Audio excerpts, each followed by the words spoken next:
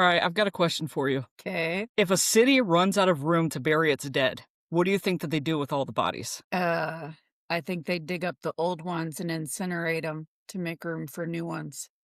Kind of, but not Paris. They just start stacking them. Basically, Paris said, we don't have space. Just throw them downstairs like it's leftovers. Toss them into the basement. Great.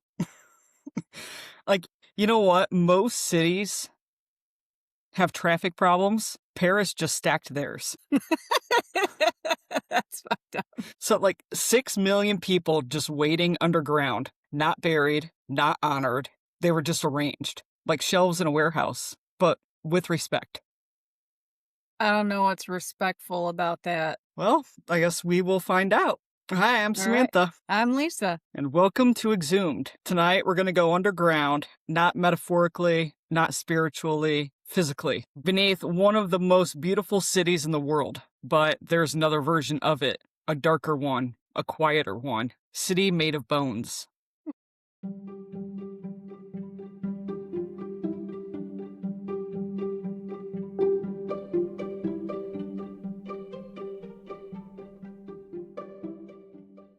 Whenever you're ready. So, Sorry. have you ever heard Okay. about water? Have you ever heard of the Paris Catacombs? I have, but I don't know really anything about them. Well, to understand them, we have to imagine Paris in the Middle Ages. It was crowded, dirty, packed with people. Like most medieval cities, the dead were buried inside of the city walls. Like the biggest cemetery in Paris was called the Innocent Cemetery. It's been used for over 500 years. Some even say about 1,000 years. So, like, imagine, like, you realize how small Paris actually is. Yeah. I mean, compared to America, Paris is part of, oh God, I'm going to get this wrong. Is it part of the UK? Kind of? Sort of? No. It's part of Europe-ish. Okay. I'm stupid. It's part of Europe, and Europe isn't that big, is it? Europe is made up of a bunch of different countries, but Paris is very small. It's a city in France. Yeah. So think about how small Paris actually is. For about 500 to 1,000 years, how crammed the city is too. What are they going to do with all the dead, especially from the plague, from wars? It kind of fills up fairly quickly. You don't ever really think about that, like making room for the dead. No. Well, by about the 1700s, it was overflowing, literally overflowing. Bodies were stacked in mass graves, sometimes 20 to 30 feet deep. When the pits filled up, workers dug up the old skeletons and moved the bones into galleries along the cemetery walls. Along the cemetery walls. What do you mean galleries along the cemetery walls? Like above ground? Yeah. The bones were pretty much preserved in the houses, often in orderly piles, and they were like anticipating resurrection on Judgment Day. So when some of the pits filled up, they brought the bones back out, thinking that when resurrection comes, they would be They'll good. have a body? Yeah. Okay. And this was especially done in churchyards. Okay. So over time, the cemeteries became a huge mound of like decomposing bodies. By the 1700s, the ground had risen several feet from all the burials. Imagine walking around a cemetery and it being so uneven, and you know that it's all bones. It's the dead rising a little bit. So there's no caskets? It's just holes with a bunch of bodies in them? Some were. A lot of the mass graves were from plagues and wars. And you got a mass grave can be anywhere from like 5 bodies to hundreds of bodies. It was a combination between the two. But then, of course, it's in the churchyards. They're going to have some caskets. It all depends. It was a very different era. And there was very little like legal restrictions on how you bury the dead. Yeah. And the only real restrictions were of religion, the way that the dead entered the ground. Meaning like last rites, a priest being present, words being said. Yeah. Would you say that who you were meant how you were going to be buried? Not necessarily. Okay. The more higher status you are, the better that you're going to be buried. But it also didn't have anything to do with that. Yeah. Like kings were buried differently opposed to people with the plague. But I mean, that still goes for now. The president is going to be buried differently than we are. Yeah, I guess you're right. Well, the smell was constant. I can imagine. The They weren't residents buried complained deep about enough. They weren't buried deep enough and contained well enough to keep that smell away, correct. to contain the smell. Well, the residents complained about rotting flesh, contaminated water, disease. Bread in nearby bakeries was said to absorb the smell of decay. Gross. A lot of the people had respiratory issues like vomiting and they even had delirium. I mean, it's getting into your body. Of course, you're going to have delirium. Yeah. You don't think about it, but a smell isn't just a smell. You're smelling it because it's bacteria and you're breathing that into your body. Mm-hmm. So, yeah. So in 1765, the Parliament of France condemned church burials for almost all the citizens and proclaimed that the burials taking place after January 1st needed to be in new cemeteries outside of the city limits. And that was a huge problem for people of faith who wanted to be buried in churchyards with their family. I mean, it makes sense. Yeah. And then you want to know what happened around 1780? Okay. Probably something gross. Oh, of course. I mean, what else don't we talk about? We like to talk about gross stuff. A basement wall in a house next to a cemetery completely collapsed. Oh, no. Oh, no. Can you imagine walking down in your basement and there's like skeletons or decaying bodies coming out of your wall? That is exactly what happened. Oh. When inspectors came to investigate, they found that gases from the decomposing bodies had burst through the cellar walls and risen to the ground floor in at least 3 homes. What did they do about that? Like a royal ordinance declared the innocent cemetery as a threat to the city, and they completely closed it down. Good. But what did they do about the bodies in the basements? Cleaned it up? I would hope so. Well, for some reason, I feel like they just filled in the basement. Yeah, considering this episode, I really wouldn't be surprised. Yeah. But that moment completely forced the city to realize and admit Paris had a corpse problem. I would say so. Yeah. I'm gonna let Lynx out. Good, you're driving me nuts. Get out. Shadow's like, good, I don't want him in here anyways. All right, so where do you even put millions of bodies? I would think that a certain amount would have to be burned or you I'm recycle sure the graves.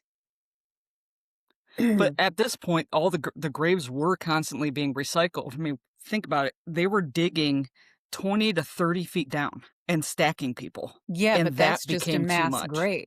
Yeah, but that's just a mass grave. What I'm saying is like nowadays, they'll take someone who's been there for like over 100 years or something like that. They'll dig it up. Family's gone. Nobody's going to care. They incinerate that body so that they can use that grave for a new body. Well, that's nowadays. Now we're talking about like 1780. So let's throw them underground. That was their solution. Well, they're already throwing them underground.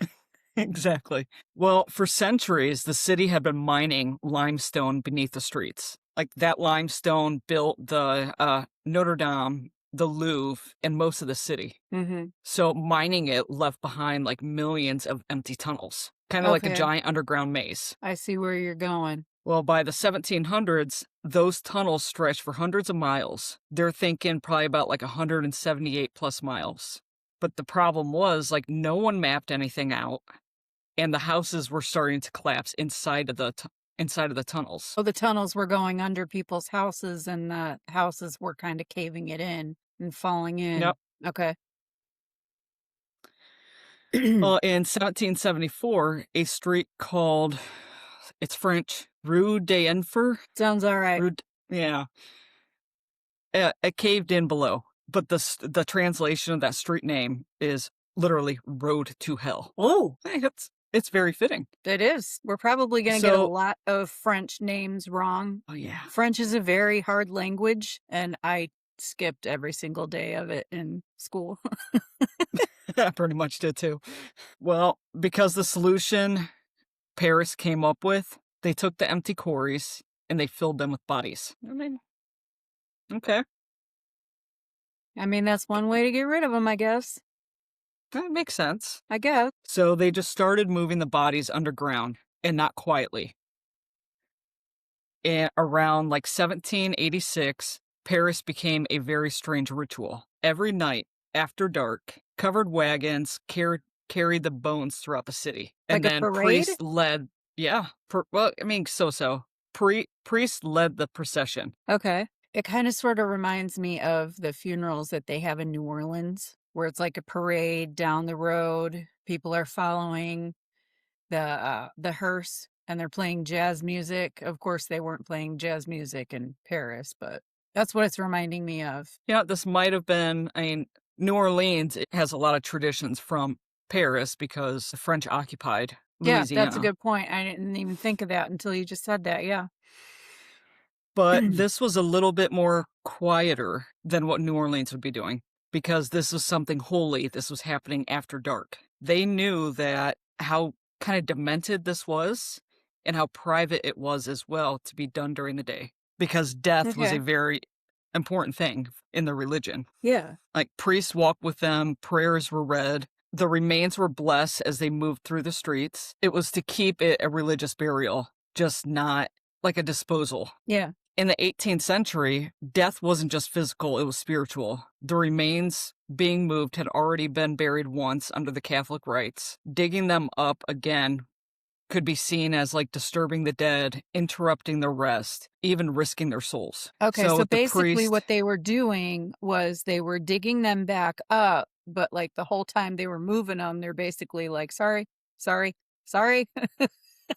yeah, no, absolutely. And it's like, yeah, by leading them with the prayers and blessings, they made the transfer count as like a continuation of the burial, not a violation of it. Yeah. Like people genuinely believed improperly handled remains could lead to restless spirits. Disturbed graves might bring bad luck, hauntings, or like divine punishment. It was the city trying to move millions of dead people without like angering God or the dead themselves. Mm-hmm. And then the bones were, yeah, and then the bones were like dumped into quarry shafts. So this was pretty much like a nightly parade of skeletons. And this was going on, I want to say, for about 20 years. Wow. So were they putting new bodies down there or were they putting the old bodies down there? The new bodies were being buried outside of city limits. Okay. So they're working on the old bodies. Okay. Because I've seen pictures and it looks like the bones are positioned in specific ways. They are. We'll get to that. Okay. Well, after the bones were literally just tossed into a quarry, workers would descend into the tunnels to stack the bones. So, like, at first it was chaotic messes, but eventually they began, like, arranging them into patterns. The skulls were, like, put in neat rows, femurs stacked like bricks, walls made entirely from bones. You want to guess what they did with anything that was broken? I don't know. I mean, yeah, tell me. I have no idea what they'd do. Just thrown behind the wall. So they're building this very architectural styled wall, like layers of bones and femurs, then skulls. And if the bone didn't fit, they just kind of tossed it behind it. It's Okay, artistic. That's gross. It's gross. It is very demented if you think about it. It Like, is. this bone's useless. It broke. These people have no idea.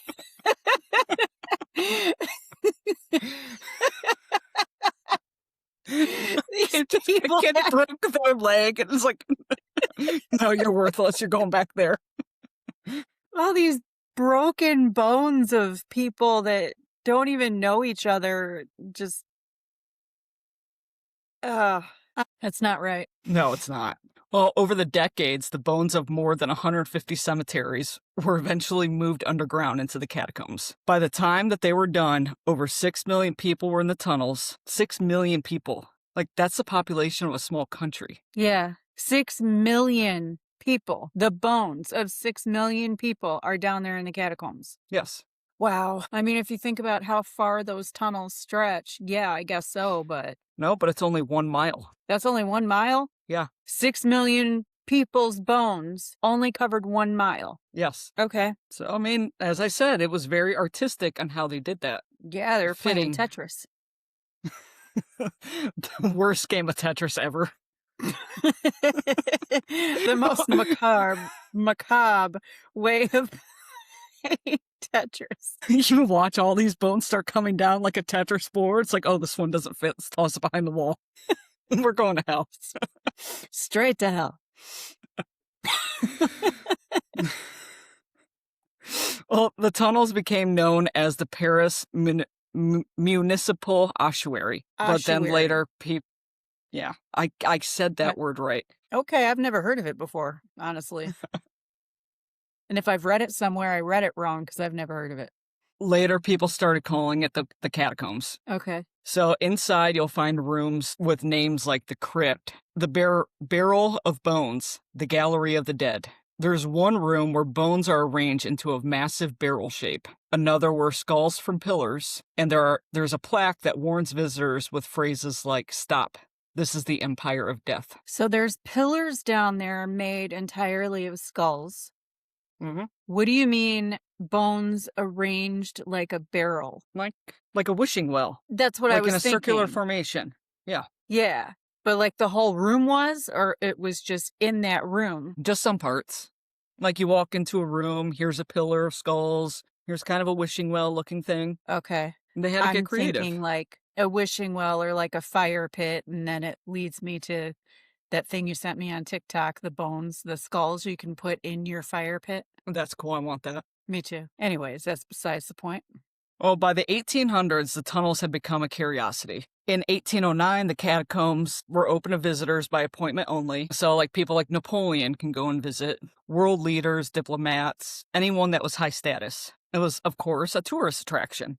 Because what if we learned from history, anything dark the city is going to make money off of? Like, going back to, like, Insane Asylum episode, Tower of London. They're going to use that as a way to make money from it. Yeah. But like, here's the thing. The official tour is only a tiny fraction of the tunnels. The full underground quarry network is believed to stretch about 200 miles. So the catacombs people visit is essentially called the safe section. It's only 1 mile. Okay, so at first only like people of nobility could take tours of this, but now everyone can, right? And now everyone can. Yeah. Okay. And there's only, I did know that you're not allowed to go past a certain point. But they say it's because it's dangerous and you can get lost. Yep. Everything else is illegal to explore. Like, it's been... And they also say it's cursed or haunted or something. A little, there is hauntings. But every place that you go to, they say that there's hauntings. Yeah, I know. You don't know what to believe and what not to. So actually, in like 1955, they made it illegal to enter the unauthorized areas. There's fines of roughly $60 to $135 if you're caught. They have a special police force called the Catacombs Police. So the police of the catacombs. Yeah. They patrol a section of it. Don't they have gates down there, though, blocking off those areas you can't go into? You know, I don't know that, but I would imagine so. I thought I saw pictures of, like, wrought iron gates blocking certain tunnels off. So that, like, when you do take a tour through there, you, first of all, don't get lost. And it's to block people off from going too far. That's what I thought they were for. No, probably. I didn't research that. I only saw pictures, and I'm pretty sure that's what I saw in the pictures. But I would assume that because there are hundreds of hidden entrances, like manholes, basements, sewer access points. Like, most are sealed, but not all of them. So it would make sense at this time for them to go through and do that. So are you saying that you can kind of accidentally end up down in the catacombs? I don't think accidentally. If you're looking for it, if you're specifically looking to get into the catacombs, there are people to talk to. Okay, I'm just thinking about like hikers and stuff like that, crawling into little caves because people are dumb and they do that. And then you stumble upon all these bones and you realize you're in the catacombs, like in a section 100 you're not years supposed ago. to be in. Yeah, 100 years ago maybe, but I don't think so nowadays. Okay. And I mean, it's illegal to go through these areas because you can easily get lost. Like, the tunnels are a maze and you have no signal down there. There's flooding issues. There's collapse zones, total darkness, and air quality is poor in the deep sections. Yeah, I'd imagine. But of course, that doesn't stop people. That sounds like it's gonna get messed up. So these people are called the Cataphiles. There's a specific Cataphiles? group. Yeah. Okay. There's a specific group of people, like an underground party that happens there. It's like urban explorers seek the tunnels at night, historians, artists, and I guess like rebels avoiding surface life. So I'm assuming like the poor or the homeless or just assholes. Yeah. They hold secret parties, concerts, and even an underground movie theater. Are they allowed to be doing this? No, of course they're not. How do they get away with that? Who the hell knows? My mind isn't that creative to figure out how am I going to go down there. Well, I don't want to go down there, so No. Yeah. So there's hidden cinemas, like there's actual projector screens and seating, graffiti galleries, underground rooms with furniture, illegal parties and gatherings. There was even rumored to be libraries, bars, and fully built-out chambers all underground. I'm just trying to wrap my head around how that's even possible if the catacombs are guarded. How do they get away with that? And then what do they do? Just leave that shit all down there for the next time they want to go? Yeah, pretty much. But I think it was in like 2004. The police found the projector, they found the seatings, and they went down there with more forces the next day, and it was all gone. How weird. Like, if your hobby involves crawling into a hole full of human remains, like, you might one day just end up there, staying down there. Your bones, especially in you this mean? place. Yeah. You will become part of the catacombs. Well, I mean, people still get lost down there. Even with maps, it's easy to lose your sense of direction. There are tunnels that look identical, passages that suddenly end. As I said, like flooded sections, collapses. And some of the other parts of it is actually filled with mushroom farming, beer storage, and was even used as a bomb shelter during World War II. You think if bombs were going off, bones would be flying everywhere. Well, remember, the catacombs are about 200 miles long, all through Paris. Yeah, but like, is it far enough underground to protect you from a bomb? To make it a bomb shelter? Because I would think that it would shake the ground enough to shake those bones loose, or even send them flying across the room, people getting impaled. Remember, only 1 mile of it is filled with bones. Oh, you got it. Okay. You're there. Oh my God. I was thinking that the tunnels were full of bones all the way through. It's just 1 mile. 1 mile, 6 million people, 1 mile. Yeah, I know that. But I thought you meant by the time that they had a mile of it done, they had already had 6 million people down there, and then they continued putting more down there. I thought all of the tunnels were lined with... No. With bones. Okay. But beer storage? Gotcha. They use part of the catacombs to grow mushrooms and for beer storage as well as wine. I mean, it doesn't sound as demented now, knowing that those parts probably didn't have a bunch of bones in them. Yeah. As I said, like in 1955, it became illegal for to enter the catacombs without permission. Told you about like 2004, they found the movie theater. 2017, 2 teenagers got lost in the catacombs for 3 days before being rescued. 3 days in tunnels full of bones. Well, I'll bet you that scared them enough to never go back. No, yeah, exactly. Good, lesson learned, dumbasses. Apparently, there's a very famous video from 1990s. It shows a man running through the catacombs holding a camera. It drops, he disappears into the tunnels, and the camera was found, but the person never was. No one knows who he was. I remember that story. I think that video was circulating on the internet for a while. I swear, I feel like I've seen it. I feel like I've seen it too, but we watch so many of these weird things that all start to run together. Then there was a man who was never found his way out. Like, this is the most famous catacomb story. I think I know this one. His name was Philbert Asperet. Asperet? It's French. I don't know. How do you spell it? Aspairt. You don't pronounce the T. Okay. Asper. Okay. Sounds close enough. Sorry. Yeah. We're trying to get things right. French is hard. Well, he was a hospital doorkeeper during the French Revolution. In 1793, he entered the tunnels through a staircase through the hospital. I'm not even going to try to pronounce that name. No one knows exactly why he entered. Some think that he was looking for alcohol stored in the cellars. Others think that he was exploring, which of course is a terrible idea in a maze. Yeah. He never came back. His body wasn't discovered until 1804, which was 11 years later.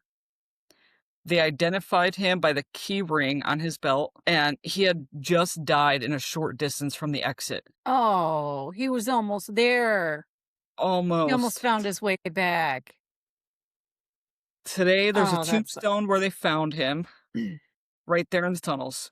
They put his tombstone in the tunnels? Yeah, that was nice. Did they bury him in the tunnel? Well, he was down there for 11 years, so I would imagine that his bones may have just become part of the tunnel? Question mark? Yeah, that I don't know. that probably makes sense. Yeah. Be like, well, he did the work for us. We just have to pick him up and put him over there. You know, every part of this episode, like a demon is just etching out another letter of my name onto my door. Be right next to yours.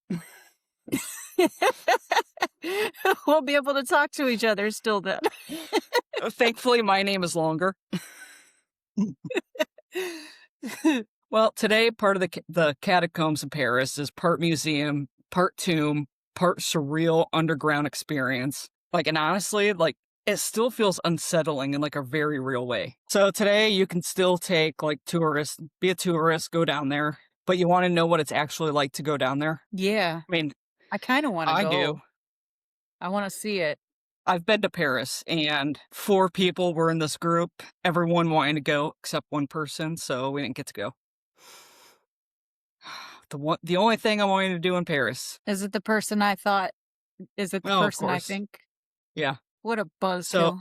So, here's what it's actually like when you go down there. You start by walking down 131 steps down a spiral. So you're basically dropping 5 stories underground. Okay. So when we were talking about the bomb shelter in World War II, you're about 5 stories underground. Okay. Are they stone steps, wrought iron steps? I'm actually not sure. I'm assuming wrought iron. I would think stone, but I don't know. Oh, yeah, you're right. It's narrow, stone, and feels endless. So stone stairs. Good That's job. what I figured. Seeing how old it was, you know? Yeah. But I'm also thinking of like tourists making it safe, but I guess stone might be safer than wrought iron. Yeah, maybe they have iron, like know. an iron railing going down it. Probably. I don't know. We'll see if we ever get to go. I don't know. I couldn't go. The deeper you go, the quieter it gets until it's just echoes and footsteps. This is where it stops feeling like a tourist attraction and starts feeling like something older. Mm-hmm. It's about 57 degrees year-round. It's cool, damp, slightly earthy. So I'm assuming like that earth smell that you get going into a cave. Yeah. You probably get some weird feeling like, maybe I should turn around and get out of here. Probably. I don't feel like I'm supposed to be here. The lighting is dim. It's spaced out. So at least you have some light. It's not pitch black, but it's never bright. It's also like not rotting corpse gross, but it feels ancient and heavy, like being inside the earth itself. Mm-hmm. So suddenly the tunnels open up into walls made entirely of bones. You follow a very strict, about 1 mile route, which takes anywhere from like 45 to 60 minutes, depending on your pace. You can't wander freely. It's controlled and monitored. You can't touch the bones.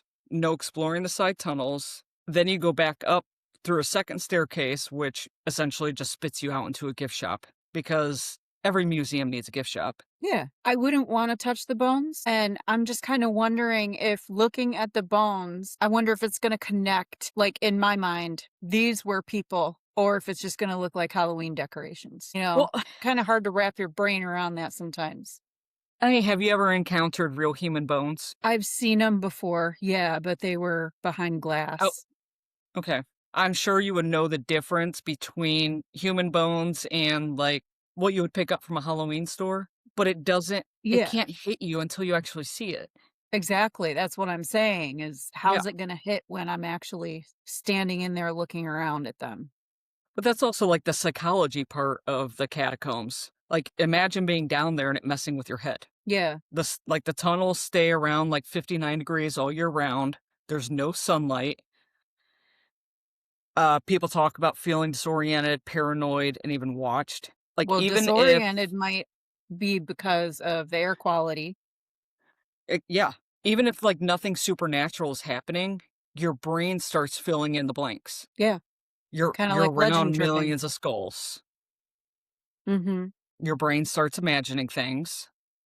So why do you think, like, people are obsessed with them? Yeah, I know. I just feel like I don't know how I would feel going down into those. On one hand, I feel like I would just feel like I was walking through a fucked up part of a Halloween store. I don't know if it would register to me right away, you know?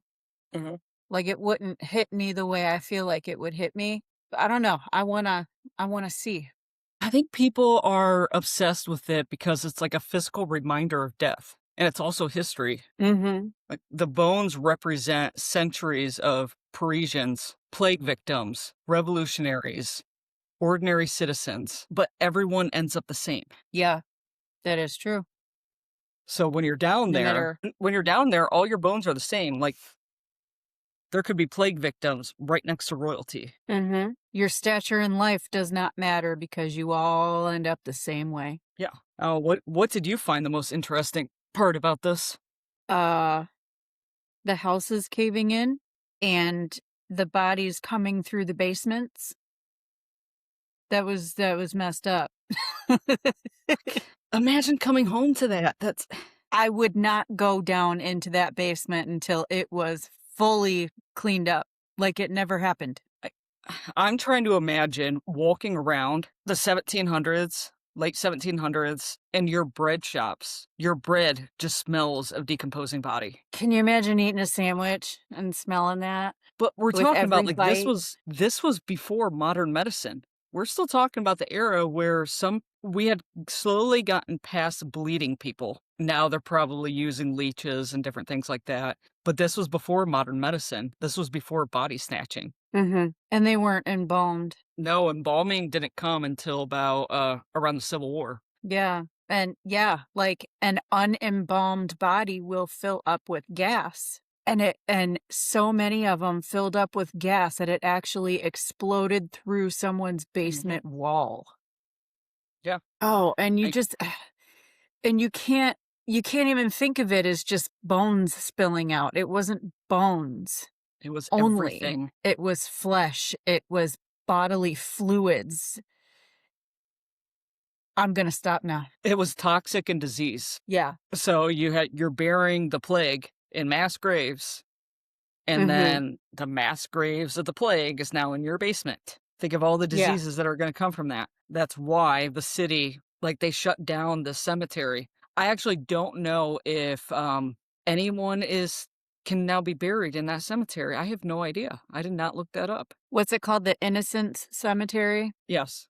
Does the I know cemetery still exist? I would assume so, it's very historical. I don't think anyone's buried in there anymore unless they found a way to make it kind of a functional cemetery and maybe now they're recycling graves in it. It could be. I don't know. Interesting. I might look that up tonight just because I'm wondering now.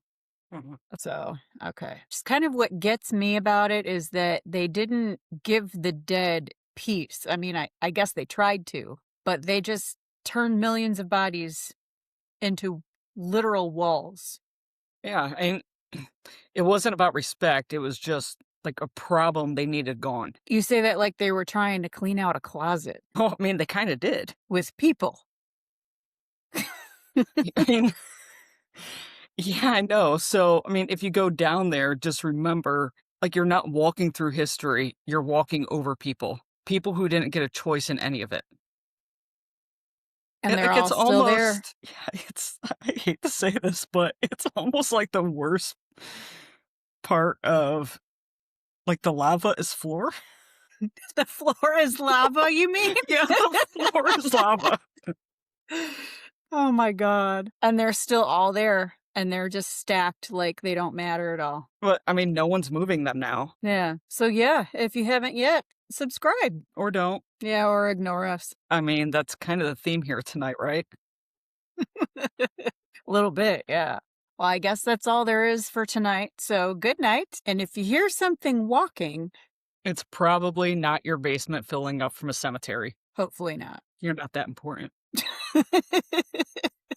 All right. Well, have a good night. Have a good night. See you next week.